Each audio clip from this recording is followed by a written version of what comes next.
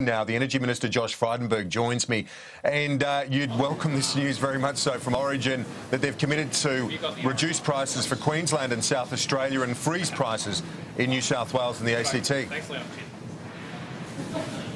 Well, this is a step in the right direction. And, Kieran, when it comes to energy policy, we've turned the corner. To see power prices now come down in South Australia and to also come down in Queensland is significant.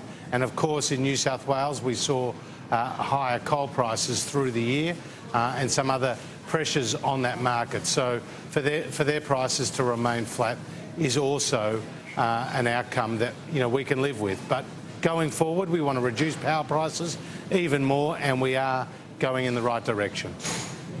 So the first retailer to announce its plans for the financial year starting July 1, you'd hope that others follow suit? Absolutely. And for a small business, this is around a 4% reduction, so it's worth around $100 a year to them.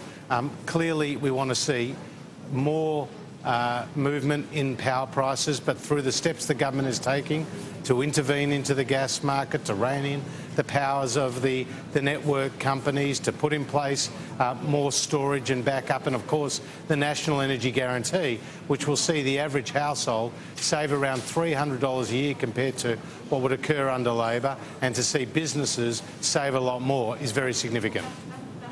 Is it time now for some of the critics within your own party and some of the sceptics within your own party about the National Energy Guarantee to heed the advice of Origin, for one, which is calling on governments at all levels to back the National Energy Guarantee? And as Labor says, renegades within your own party haven't done that.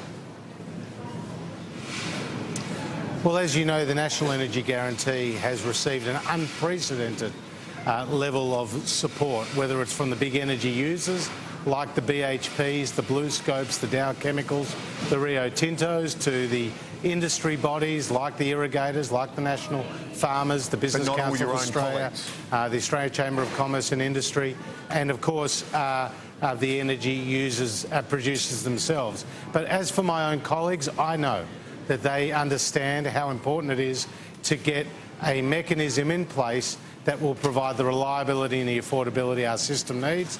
That's what the National Energy Guarantee will do, and I'm confident we can get the support of the states and, of course, the support of my colleagues to legislate this important reform.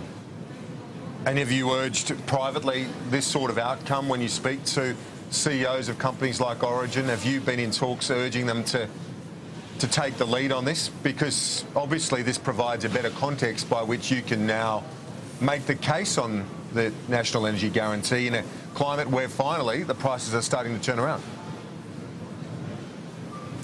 Well, as you know, my public words have been the same as my private words on this, which is since the start of this year to now, the wholesale costs of power have come down around 30%, and we expect the companies to pass on these benefits to their consumers.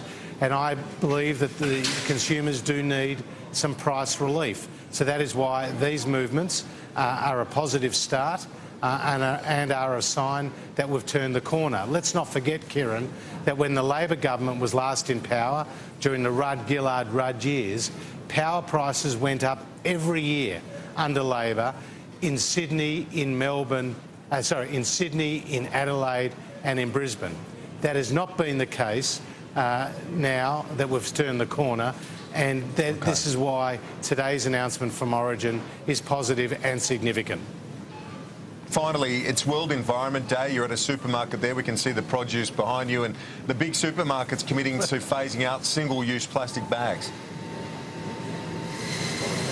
Yeah, the supermarkets are showing some leadership because Coles will and Woolworths, they will stop the use of the single-use plastic bag by the 1st of July. In the case of Woolworths, they're banning the use of sale of plastic straws. In the case of Coles, their plastic packaging on the bananas, on the meat, on poultry products will be phased out.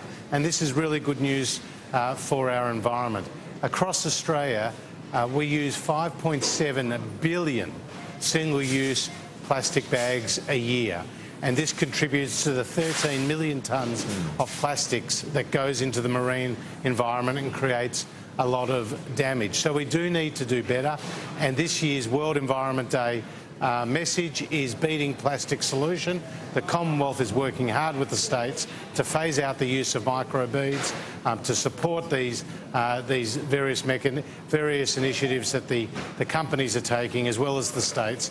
And again, we're moving in the right direction on World Environment Day. Energy Minister Josh Frydenberg joining us live from aisle 5. Thanks very much for that. We'll talk to you soon. Let's take you live to